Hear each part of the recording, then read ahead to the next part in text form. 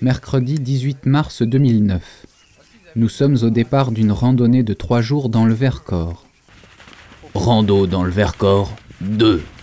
Into the snow. Voilà les raquettes que vous allez utiliser. 6 pointes sous chaque, une griffe au bout du pied. Donc le pied qui est désolidarisé du tamis, ce qui permet de ne pas avoir à le porter. Et après la fermeture, en fait, c'est d'une simplicité enfantine, c'est une crémaillère. Donc tu le glisses comme ça à ta cheville. Et après avec ça, tu serres pour fermer. Nous avons également une cale de montée qui permet donc en pente d'avoir le pied encore à plat. Et un autre petit truc, c'est un petit cran ici qui permet d'accrocher le pied en fait. D'accord. Au tamis. Et en fait qui est valable dans les descentes parce que dans la descente ça peut faire ça. Et puis après ça et je me pète le genou.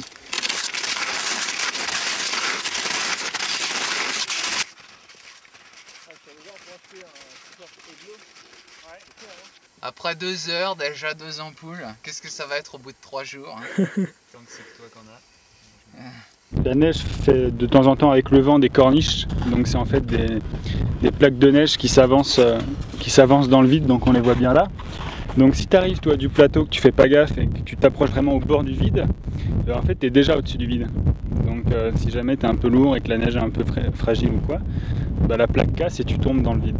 À mes pieds il y a des petites crottes, c'est des crottes de chamois, donc ça fait des petites olives comme ça, des petits noyaux d'olives plutôt, parce que les olives c'est plus celle de la biche. Et bah voilà, le chamois est passé là. Le chamois c'est donc un animal de pente, il va avoir besoin de pente comme tel qu'on l'a vu là, ou des boulis ou quoi, où il est très à l'aise. Si jamais il y a un prédateur qui le pourchasse, il pourra fuir sans souci. Et c'est une chèvre sauvage en fait qui est assez haute sur pattes, ce qui lui permet de marcher dans la neige sans trop de soucis. Et donc pour un poids à peu près équivalent à celui d'un homme, ils ont un cœur qui est 5 fois plus volumineux que le nôtre. Donc c'est une pompe qui va oxygéner les muscles de manière très forte. Et ça va leur permettre de grimper une pente comme ça, de faire 1000 mètres de dénivelé en 15 minutes. Ça appartient aux ongulés, tous les animaux à sabots. Dans les ongulés, on va trouver les cervidés et les bovidés. Et donc les cervidés avec des bois et les autres avec des cornes, ce qui est le cas du chamois.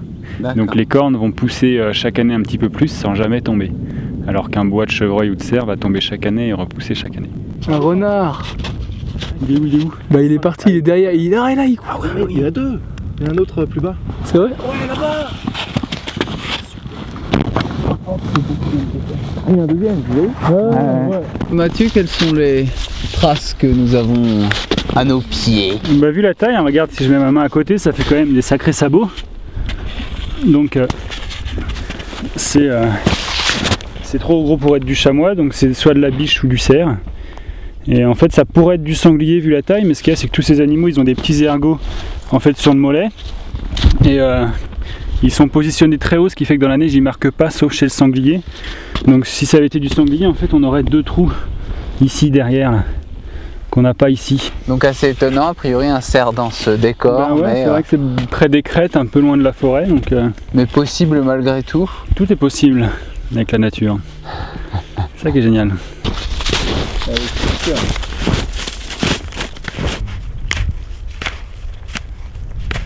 C'est que de la sciure de bois. C'est du lièvre. C'est trop gros pour être du lapin. Putain, dur la petite montée là. Ah, puisqu'en fait le lièvre l'hiver il va manger tous les bourgeons des hêtres ou trucs comme ça. Et comme c'est plein de cellulose et qu'il la digère mal, il va remanger ses crottes une fois. Et quand il les redigère comme ça, et après quand elles ressortent, elles sont vraiment sèches. D'accord. Des traces de renard qui terminent d'un coup et qui ne continuent pas derrière. L'explication du spécialiste.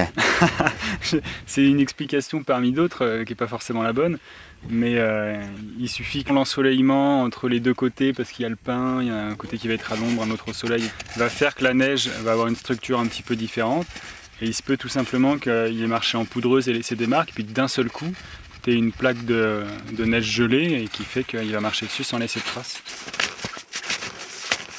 Il s'agit d'un cône de pain à crochet qui a été grignoté par le bec croisé des sapins.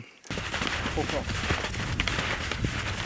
Tu peux les éclairs en plus. Voici des traces de lièvre. Il pose ses deux pattes avant, comme ça. Et après, il y a les deux pattes arrière qui passent devant et qui met comme ça pour se propulser au pas suivant. Donc il allait par là.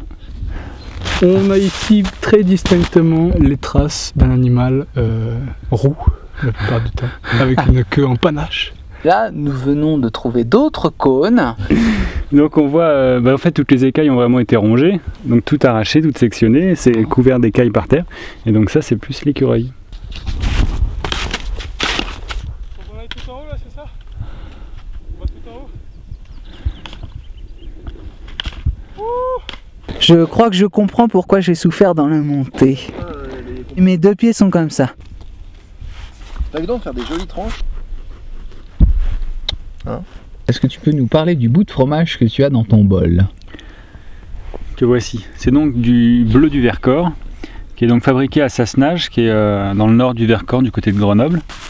Et en fait, historiquement, c'était des moines qui fabriquaient ce fromage et qui le payaient en impôts au seigneur local. C'est excellent. Voilà. Pendant qu'on mangeait, en fait, il y a deux corbeaux qui nous ont repérés, qui se sont posés quelque part sans qu'on les voie.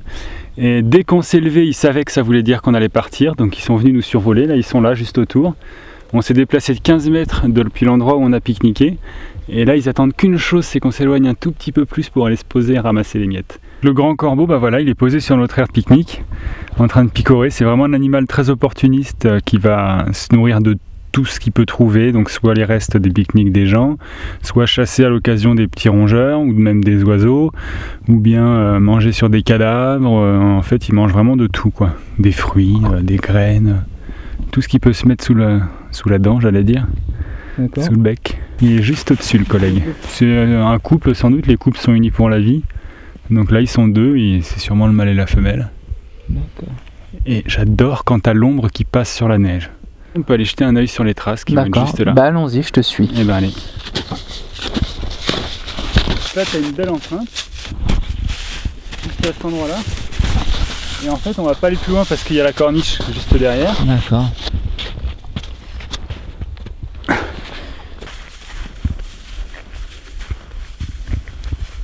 Voilà la solution que j'ai trouvée pour ne plus avoir d'ampoule. Je vais marcher pieds nus dans la neige. Bon, c'est un peu difficile, ça s'enfonce un peu. On voit dans le fond la dernière crête enneigée, qui est l'endroit auquel on a rejoint la crête ce matin. Ouais. Casse-noix moucheté, donc son nom l'indique clairement, il va manger des noix. C'est un oiseau qui est en symbiose avec un arbre qu'on appelle le pin sambro et qu'on n'a pratiquement pas dans le Vercors. Donc c'est une belle observation, quoi. Il y en a un peu sur les hauts plateaux mais quand même pas énormément. Et il se nourrit exclusivement il se nourrit en fait sur le pin sambro ou pas exclusivement, sinon on n'en aurait pas du tout. Ici il va manger pas mal l'épine, des pins à crochet aussi. Mais c'est surtout le pin sambro. Donc en fait il va en manger une certaine quantité, en cacher aussi une bonne quantité à des endroits qu'il va savoir reconnaître après quand la neige sera par-dessus pour aller pouvoir manger l'hiver. Ouais. Et puis les quelques graines qu'il oublie serviront à la dissémination des arbres. C'est la plus belle journée de la saison d'hiver pour l'instant. On crève de chaud, il n'y a pas un pet de vent. Et c'est agréable mais c'est vraiment chaud. Oh merde! Ah excuse-moi, je l'ai vraiment fait exprès. Regarde. 24,7 maintenant. 24,7 degrés. Ouais. Il était une fois Mathieu Sagnier. Mathieu Sagnier connaissait tous les secrets de la forêt. Et notamment, il pouvait dire quel animal avait mangé le bourgeon en regardant la tête du bourgeon. Nous avons ici, tiens, approche-le bien, donc l'extrémité d'un rameau, ouais. Donc où il y avait un bourgeon qui a été mangé. Ouais. On en a aussi ici, on en a là, on en a là, on en a là, on en a là, etc. Ouais, voilà. Donc ce qui se passe, c'est que qui mange des bourgeons, nous avons les ongulés, les biches, les chevreuils, les chamois, et nous avons aussi les lièvres. Et ce qui se passe, c'est que les ongulés vont avoir deux incisives en haut et pas en bas. Donc quand ils vont manger ces bourgeons, ils vont sectionner une partie et après tirer pour arracher le reste. Donc en fait il va y avoir des filaments qui vont rester à pendre. Alors que le lièvre a deux incisives en haut et également en bas. Donc quand il mange, il sectionne proprement les rameaux tels qu'on les a ici. D'accord. Il y en a qui sont mangés franchement assez haut. Bon là c'est pas trop le cas, mais bon si on prend celui-ci par exemple, on est quand même haut pour un lièvre. Mais Ouais. qui te dit que la semaine dernière il n'y avait pas ça de neige? Ah, Eh pas ouais. mal. Donc ça D'où peut la être du hauteur ne lièvre. sert à rien voilà. pour l'identification. Exactement. Après ce qui est bien pour identifier c'est les traces. Mais ça a été mangé il y a déjà un bout de temps et il n'y en a aucune autour. Mais on peut quand même savoir que c'est le lièvre, c'est quand même génial. Ouais, merci beaucoup. Mais je t'en prie. Nous voici arrivés face à un arbre tout moche sans aiguille qui s'appelle le mélèze. Et donc un arbre qui n'est pas censé pousser dans le Vercors, parce que le climat lui correspond pas, mais bon, on en a quand même un petit peu de temps en temps. Là, c'est le 3e qu'on voit de la journée, et ça devrait être le 3e qu'on verra des 3 jours en fait. D'accord. Et en fait, c'est donc un conifère, donc avec des aiguilles, qu'on voit qui est couché par terre là. Curieusement, qu'il est perd l'hiver. L'explication Alors, donc. l'explication est tout à fait rationnelle, hein, comme tout ce qu'on a vu jusque-là. En fait, il y a bien longtemps de ça, un petit lutin, par une froide nuit d'hiver, a demandé au mélèze s'il pouvait s'abriter sous son couvert. Et le mélèze a refusé. Le bâtard. Donc le lutin lui a jeté un sortilège en lui disant « Écoute, puisque c'est comme ça, tu auras froid comme moi l'hiver. » Et depuis, le mélèze perd ses aiguilles.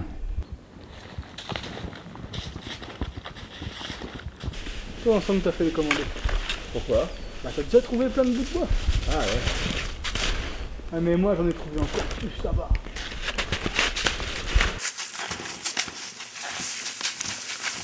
Goulven, peux-tu nous expliquer ce que tu traînes derrière toi? Eh bien, en fait, ce sont des cheveux de sorcière. Ce cheveu-là, en fait, on l'offre à l'esprit du lieu. D'accord. En cramant un poil, en faisant une petite prière. Qui est fort sympathique comme lieu d'ailleurs. C'est fort sympathique. D'accord. On est ici sur une terre sacrée. Ça m'en témoigne l'Indien qu'on voit ici. Qui s'entraîne, je pense, à visser. Ça me manque le tir à l'arc. C'est le refuge du Pison. Donc on a dû descendre un peu du plateau pour s'engouffrer un peu dans la forêt pour le trouver. C'est un refuge qui a été fait par l'ONF. Donc avec des petites banquettes où on va devoir se serrer un peu ce soir. Bah écoute, on va à l'intérieur et puis comme ça on va voir comment elle est. Vas-y, je te suis. Voilà, je laisse ouvert pour la lumière. Ouais. Donc, juste derrière toi, tu as le poêle. Donc qui va nous permettre de nous chauffer à souhait ce soir. Ouais, il va falloir faire attention à pas s'asphyxier. Bah écoute, Parce qu'il y a eu des problèmes comme ça. Ouais, Donc. mais bon, il est entretenu, donc c'est pas un souci. La banquette. Bon, après, on a les tapis de sol, donc on peut aussi bien dormir par terre si on est trop serré dessus. Ouais. Et puis la petite table, donc sur laquelle on va pouvoir manger ce soir. Tout ça décoré de fresques faunistiques locales. Nous avons découvert un vieux manuscrit caché derrière la porte qui nous dit ceci. Je vous traduis, c'est un langage très ancien que vous ne saurez lire. Randonneurs, reposez-vous et chauffez-vous. Quand vous repartirez, laissez cet endroit propre comme vous l'avez trouvé. Ne prenez pas les ustensiles de cuisine. Casseroles, poêles, ils servent régulièrement. Il existe à gauche du sentier, 100 mètres plus bas, une source. Bonne route, au revoir. Mais il y en a un second qui nous dit « Attention, ne mettez pas trop de bois dans le feu. Faites attention de faire brûler le chalet. » C'est ce qui est écrit. Attention avec les bougies. Merci. Nous sommes juste à côté de notre refuge et nous venons de trouver un quoi? Balai de sorcière. C'est un champignon qui va pousser sur la branche de l'arbre et qui va le faire dégénérer en fait en une sorte de tumeur. Et ça donne ces amas de branchouilles là sans aiguilles qui sont morts, qui sont accrochés juste là en fait, à l'autre branche. Et ça s'appelle donc un balai de sorcière parce que ça ressemble à un balai de sorcière. J'aimerais beaucoup Sébastien que tu ne me filmes pas quand je vais au petit coin.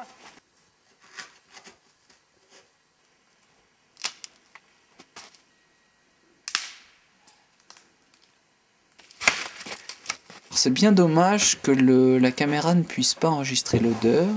L'éternel problème. Nous allons tous mourir asphyxiés. On s'étire les mollets. 1, 2, 3. Alors, étirement du dos. Mathieu, tu es en train de préparer la soupe, c'est ça? Exactement.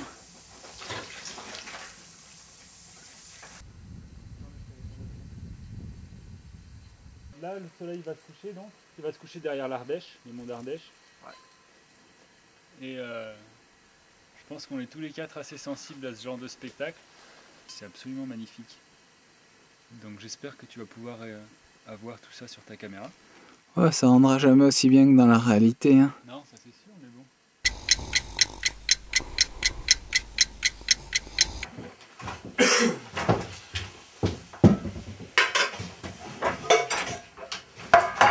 Là, tu mets de la main à on descend la sauce, c'est pas le genre. Comment? On n'a pas besoin de redescendre la sauce.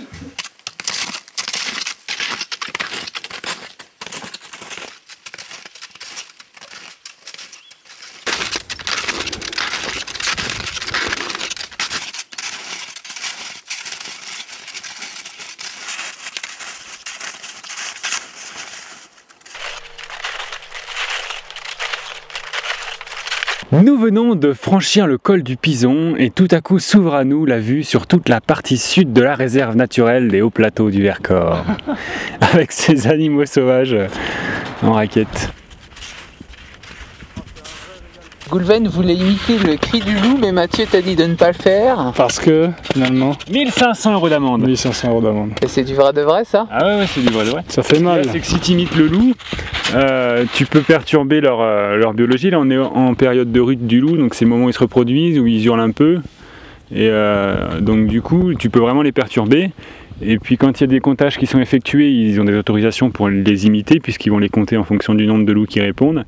Et si tu te mets à gueuler en même temps, tu vas complètement fausser les résultats, quoi. On a deux versants d'une petite combe. Donc l'un à gauche étant exposé au soleil et celui où on est l'étant beaucoup moins. Donc celui où on est va rester assez gelé toute la journée. Assez lisse. Et donc assez lisse. Et celui en face va fondre plus vite, donc la neige va être beaucoup plus lourde, ça va faire un peu de la soupe. Et du coup va couler et faire ces traînées un peu qu'on a là.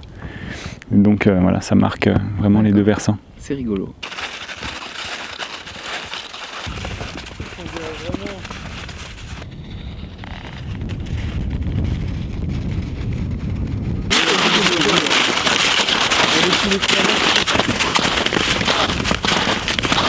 Les crêtes qu'on a se prolongeaient autrefois, là on le devine très bien en fait. On a le plateau qui a l'air de se projeter comme ça vers l'est et qui s'arrête net. Il y a la falaise qui le coupe. Ouais. Ça c'est l'érosion de l'eau, du vent, du temps, des glaces. Autrefois ça se prolongeait et le mont Aiguille était rattaché au plateau. C'est en fait un vestige du plateau là où il était autrefois. Mais entre le mont Aiguille et le plateau, eh ben, il devait y avoir un calcaire un peu plus tendre et du coup ça a érodé entre les deux prioritairement et ça l'a comme ça détaché du reste du plateau. Ça fait au moins 30 mètres la cascade. Nous sommes jeudi midi, nous avons du saucisson que tu transportes toi-même Sébastien. Donc le petit A entre parenthèses signifie que c'est Arnaud qui porte les pattes. Ah yes. A et M. C'est parce que c'est Arnaud et moi-même qui avons chacun un peu de fromage, donc on prendra soit le sien, soit le mien, on verra. Pas assaisonné, moi. Tu as un tupperware de pâtes, ouais. Moi j'en ai un en tout cas. Non, celui qui l'a. Ah, moi, j'en ai un. donc vous avez dû mélanger vos tas. Il faut mettre du fromage dedans. Ou du saucisson.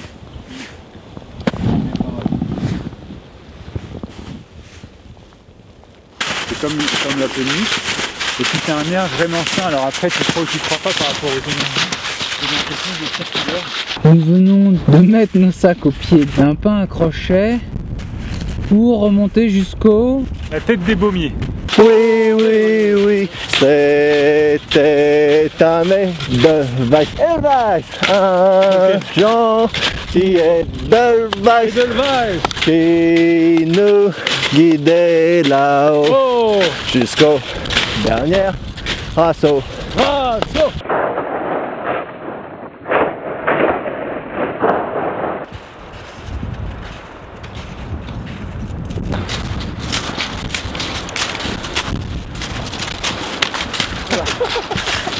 Comment t'as dit la Blancas là? Non, c'est Tourtebarreau.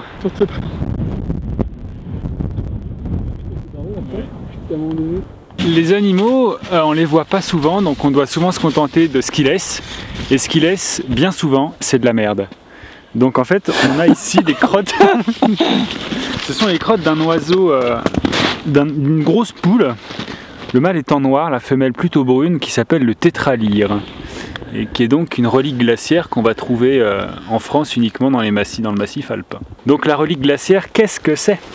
Il fut un temps, il y a quelques milliers d'années de tout ça, où les glaciers étaient descendus très, très au sud de leur aire de répartition actuelle, et en fait on en avait ici énormément de glaciers.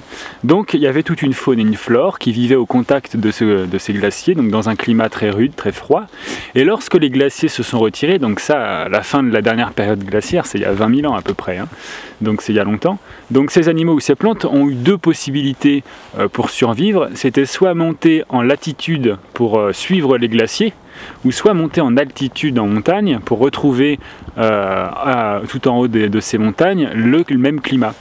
Donc il y a certaines populations qui ont choisi l'un et d'autres qui ont choisi l'autre, et c'est pour ça qu'on se retrouve maintenant avec des espèces comme le tétralyre qu'on va trouver soit dans les massifs alpins, ou soit après beaucoup plus au nord, en Sibérie ou dans ce genre de pays. Donc on a maintenant des populations complètement distinctes. Et donc relique glaciaire parce que c'est le témoin de la présence des glaciers ici autrefois. Vous voyez la forme, la couleur et la taille qui donc nous rappellent les curlis que vous avez tous mangé à l'apéritif. Donc en fait on y retrouve tout ce dont se nourrit le tétralyre à cette saison, c'est-à-dire en fait principalement des aiguilles de pin, donc qui ont été un peu digérées, mais c'est plein de cellulose donc c'est quand même pas complètement digéré. Et en fait on en a ici tout un tapis. Le tétralyre, ce qu'il va faire parfois, surtout quand vraiment le climat est rude, c'est peut-être plus trop le cas maintenant, mais il va s'enterrer sous la neige, donc à l'abri du froid. Sous la neige au ras du sol il fait 0 degré, donc c'est quand même mieux que moins 10 en surface, et il va se faire un tapis de merde comme ça, qui va l'isoler du froid encore plus, et qui va lui permettre de passer une nuit comme ça tranquille au chaud. Sans déconner. Et ouais.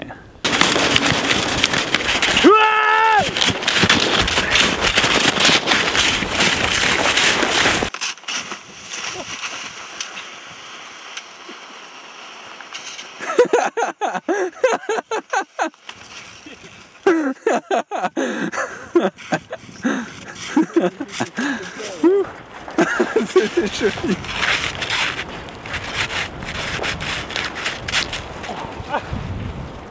Ça va? Ça va. Merde.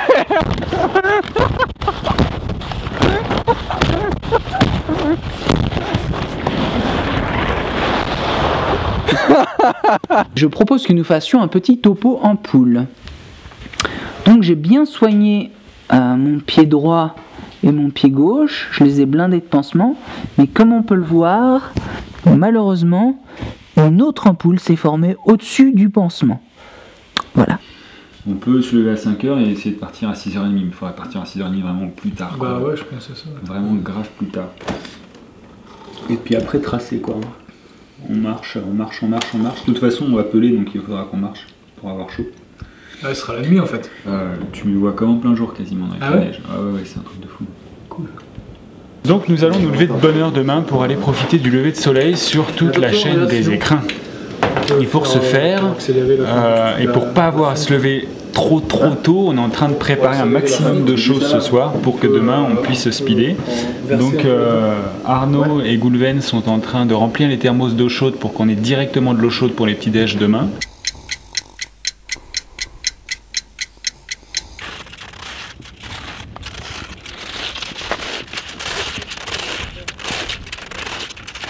Alors nous avançons maintenant vers ce qu'on appelle communément le lever de soleil. Il est 6h40 à ma montre et nous assistons béatement à l'éveil de la nature. Il s'agit d'un bec croisé des sapins, un petit passereau de la taille d'un pinson, grosso modo, la même famille aussi d'ailleurs. Donc granivore, un gros bec qui a la particularité d'avoir les mandibules croisées. Donc en fait ce qui lui sert de pince pour décortiquer les cônes ici des pins à crochet ou des épicéas ou des sapins pour aller récupérer les pignes à l'intérieur et s'en nourrir. Donc on a là en fait un couple posé chacun sur la cime d'un pin. C'est assez caractéristique de cette espèce aussi, vraiment les chercher sur les cimes. Et je pense qu'avec le froid qu'il fait ils sont un petit peu amorphes puisqu'il fait déjà moins 4 degrés. Et voilà, il s'envole et il passe au-dessus de nous et on voit son plumage rouge, et ce qui nous rappelle déjà le soleil que nous allons bientôt contempler. Lever de soleil première.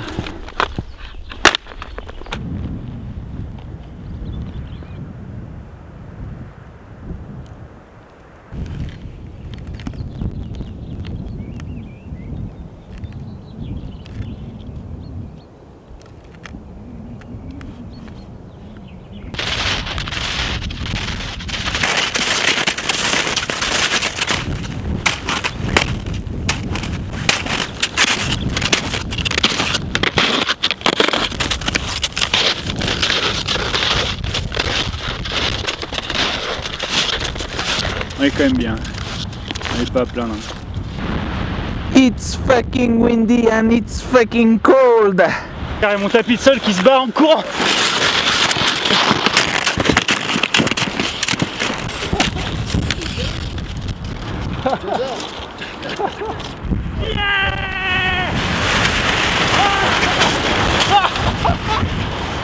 Oh la vache! J'ai éclaté dans les sacs. Ça fait mal. Ça fait mal, ça va? Dans les sacs. Ah merde.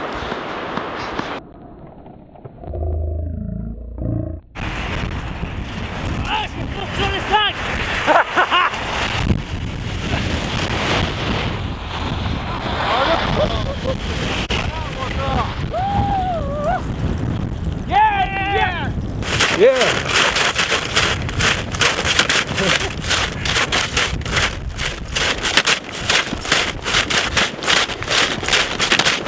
La gavotte.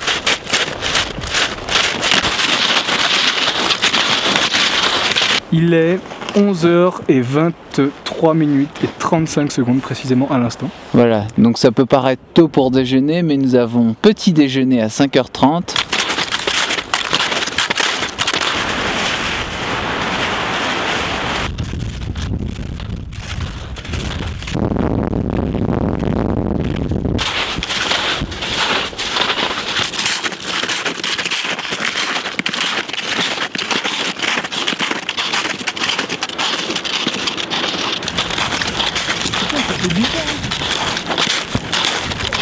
Est-ce que tu peux nous donner tes impressions sur ces 3 jours de randonnée dans la neige? Ah, cette rando, ça crache quoi. Les montées, ça crache. Les descentes, ça crache. Les abris, ça crache. J'ai pas trouvé ça très bien en fait, je suis un peu déçu. Qu'est-ce que tu penses des qualités de guide de Mathieu? Je vais dire un truc pas trop méchant, mais je pense qu'il est vraiment pas très bon pour ça. Et parce que si j'étais méchant, voilà, je dirais des trucs pires. L'avantage d'avoir eu ces ampoules, c'est que mes camarades ont pris ma part de corvée de vaisselle, puisqu'il me fallait du temps pour m'occuper de mes ampoules. Donc je pense qu'au final, j'y ai gagné. Chacun a sa façon de faire caca dans la nature. Moi je préfère contre un arbre où tous les muscles fessiers sont décontractés. Enfin moi je trouve. Hein. C'est vrai que quand tu t'accroupis, t'écartes bien. Mais ce qu'il y a, c'est que, enfin, je sais pas, moi j'ai l'impression que je vais me faire dessus. Plus sérieusement et très sérieusement, c'est 3 jours extraordinaires, vraiment. Un régal.